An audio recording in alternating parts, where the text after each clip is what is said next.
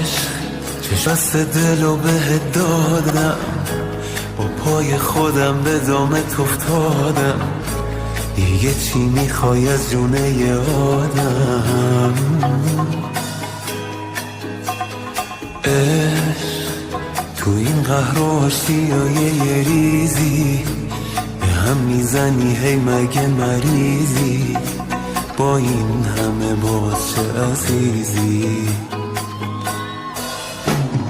عشق بوسه ای وسط پیشونی، یه زخمی که تو همیشه میمونی، به جون خودت درد بی درمونی.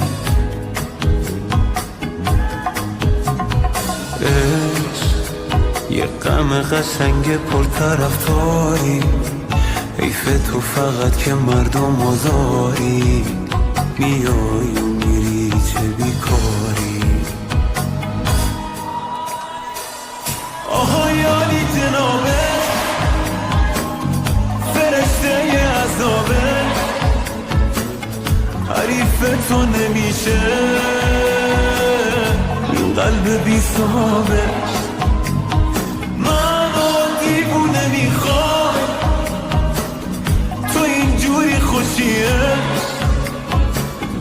ولی بازم دمت گرم چه زیبا میکشیه.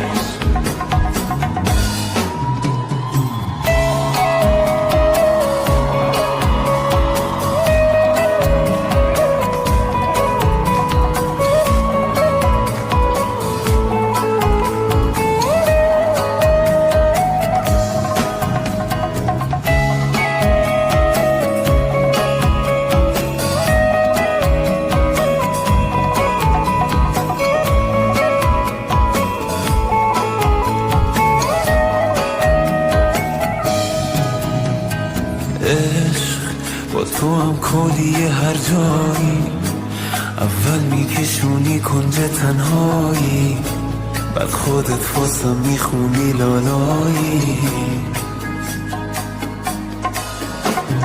عشق با یه آهنگ توی گشت شبونه، گاهی حتی با یه عطر زنونه، پیدات میشه با هر بهونه.